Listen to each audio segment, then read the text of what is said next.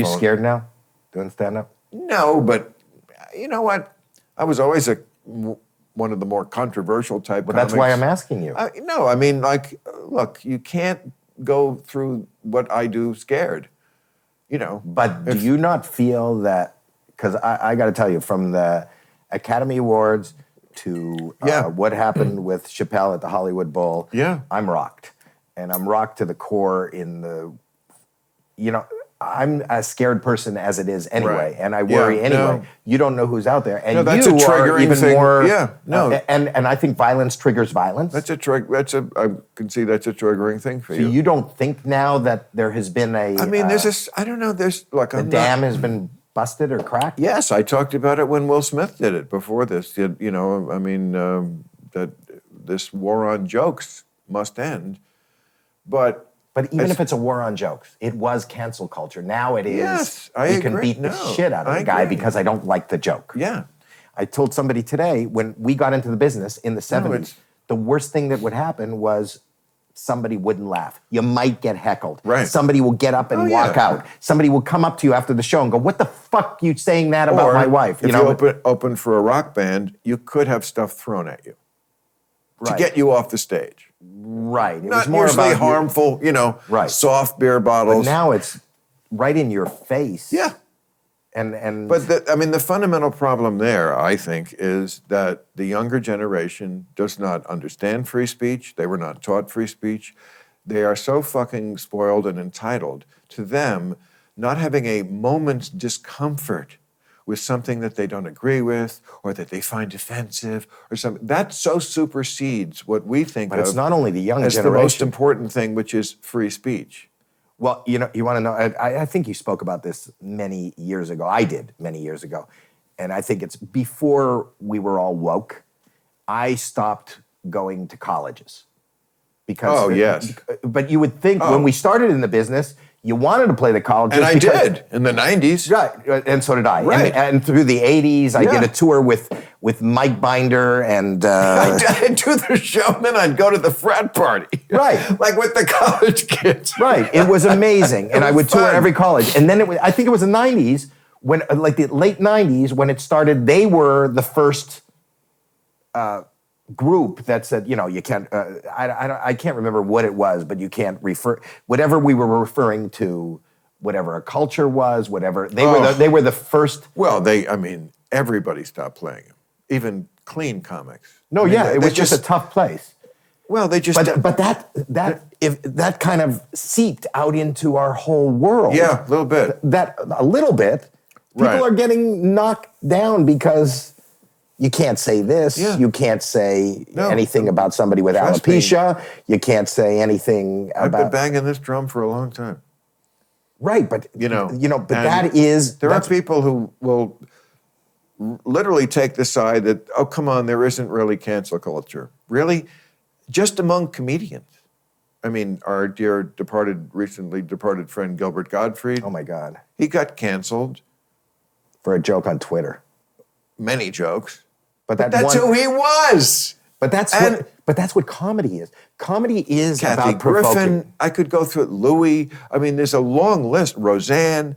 No, I'm talking about just, and there's a smaller list, but still Aziz, of people who are canceled, not even for behavior, just because they were accused. Well, or just we don't like the joke. Right. Kathy Griffin, we don't like that joke. I mean, that was from the right. Right. But I talk about this all the time. One of the highlights of my entire career was coming out here you said you started in 79. Were you out here? No, New York. Okay, so I was out here in 79 or 78, and Richard Pryor was going on at the Comedy Store every night, cobbling together Live at the Sunset Strip, which is the seminal... He kind of taught me, I hold him in such reverence. I watched him every night because I'd never seen anybody really work an entire act from day one. And at that time, the context is different. He was talking about Christ, and he was talking about drug use, and he was talking about, he was standing on stage bandaged from being burned from... so it was freebasing. Right. No, but and he started making jokes about that, and people were uncomfortable about that. And I watched him go over the line and back and over the line and back. But it was the safety of the comedy club. And people understood that it was in the context of him trying to... Go ahead. When you say over the line, when he shot it as a movie, right? Right. Did he reel that back in? In other words, he edited out what you saw as over the line? He edited out... So there was a line even for him that was too far. I don't know if it was too far as just didn't get a laugh. Yeah. It didn't work. And my analogy to this is, it's an art form. The ability to kind of cobble together words and thoughts to touch other people's That's my sense of story, humor. and I'm sticking with it. Right. And if you kind of use the analogy the way painting is an art form, you need to take that canvas and you need to splash it with black. And with that black, you go, that's a little dark. I'm going to shade this and put this. Right. And then you create a whole picture. But if you're telling us we can't use the black paint because that's too dark and that's too far, how do I shade? How do I get to the point where there's humor? They're taking away our brushes. They're taking away our colors. They're taking away... There is really, in comedy, there's no such thing as too soon. Right. There's no such thing as too far. Here. No, but that's what... If you think of what we're saying, it's a sense of humor.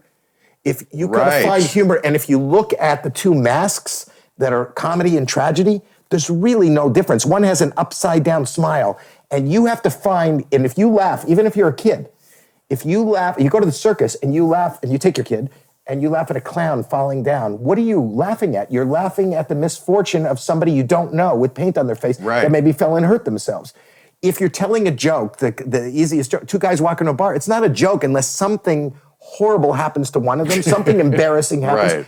All jokes come out of darkness. Yes. That's where humor is. Most, and yes. Every joke. You talk about an embarrassing moment. You talk about how ridiculous something is in the news. You talk about it's not out of nice. Right? Many jokes do come out of, jokes come out of everything, but I take your point. You think a joke, there is no joke rooted in just nice sunset. I give. There isn't. I'm sure you could find some, because you could find humor in anything. A pun is not rooted in darkness, it's just rooted in two words sound alike. Anyway. Okay, but it's a minor point. I take your point, life sucks. Which is always your point. It is my point. Okay. And in those moments, as somebody who suffers constantly, that laughter and humor and finding that little path out has been my bridge to sanity. You should hang out with millennials. Why? Because they're always sad too. They're always like, everything is anxiety, and I mean, I'm telling you, you get along perfectly. You're a millennial in an older man's body. There's just too much going in. There's just too much.